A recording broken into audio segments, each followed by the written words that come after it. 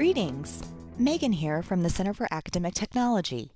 Today I'm going to shepherd you through some key digital storytelling moves in Microsoft PowerPoint.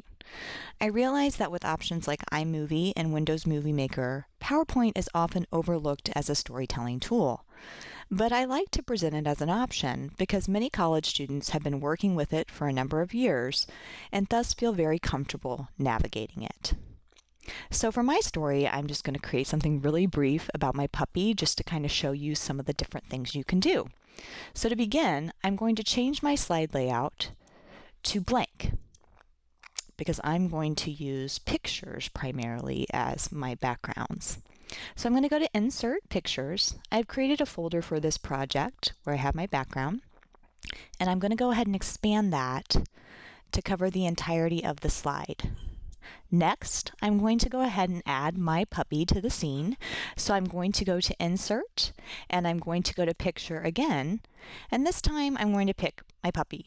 Now, as you can see, I don't want an image with carpet in the background. I want to make it look like he's actually in the grass. So what I'm going to do is use the Remove Background function, and now I've removed the background.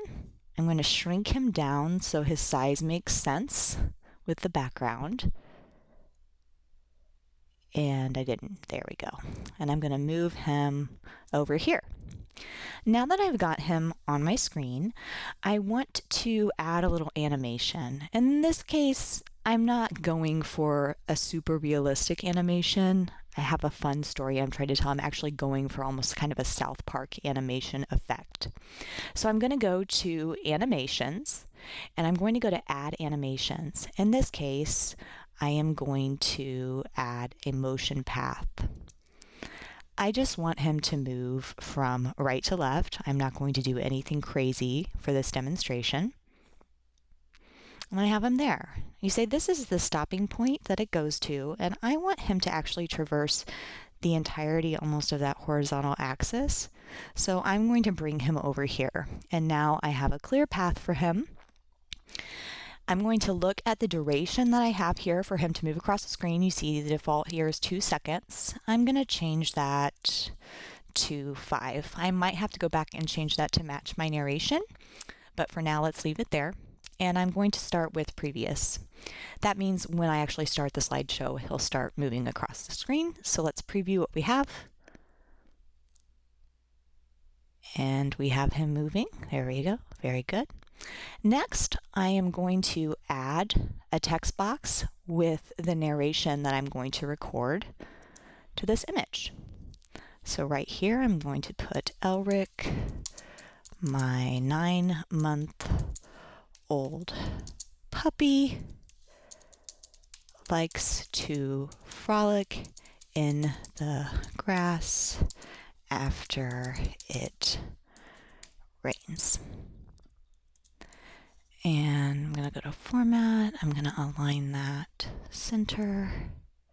And now that I have that, I'm just going to edit my text a little, make it look a little more prominent,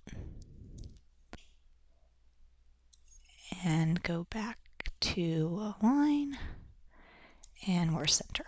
All right, now that I have my text on my screen, and Elric with the animation, I am going to go ahead and record my audio. So you go to Insert, you go to Audio, and you go to Record Audio.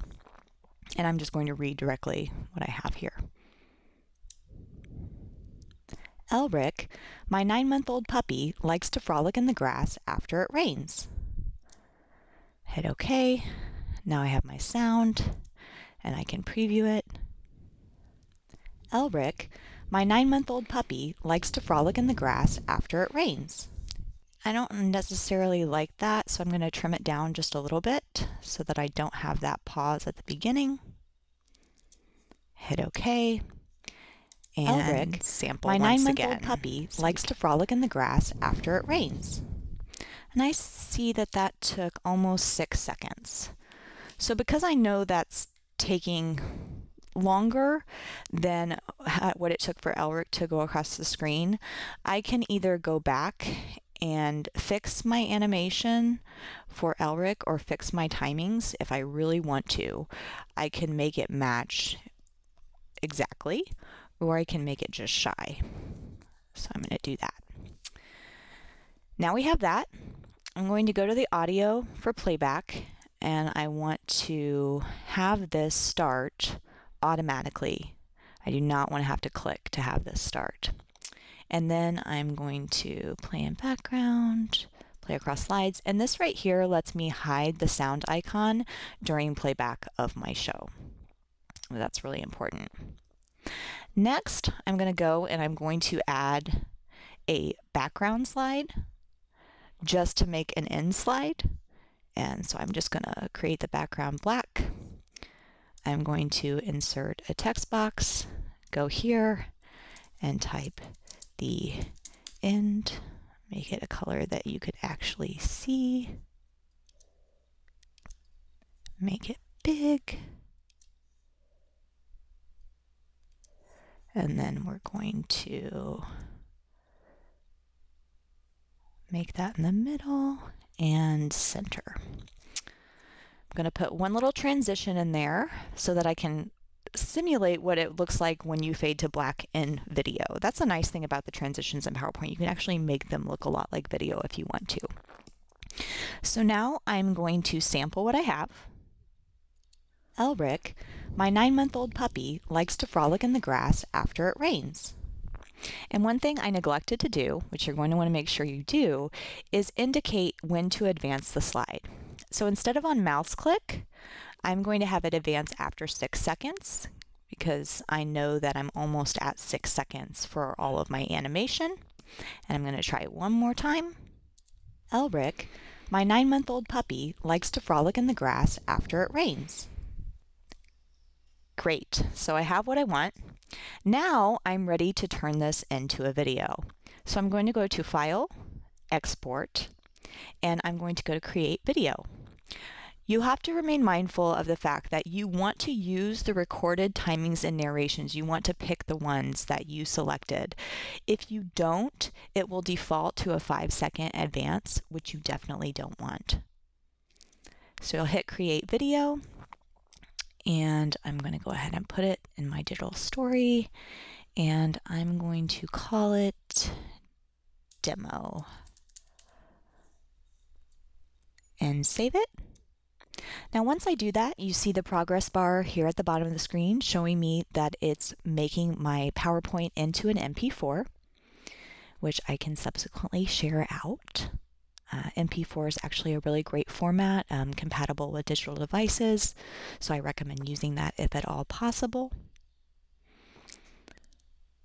And so with this, I realize that a lot of you are not going to be creating movies about puppies frolicking through rain-soaked grass. That being said, I showed you what I showed you so that you would get an idea of the forethought it requires to create a digital story in PowerPoint with the timing of their narrations and the animations and everything as such. So now I know my video is done. I'm going to go back to that folder and I am going to open it up and play it. Elric, my 9-month-old puppy, likes to frolic in the grass after it rains. And voila! I have the beginnings of a digital story. I hope this was helpful.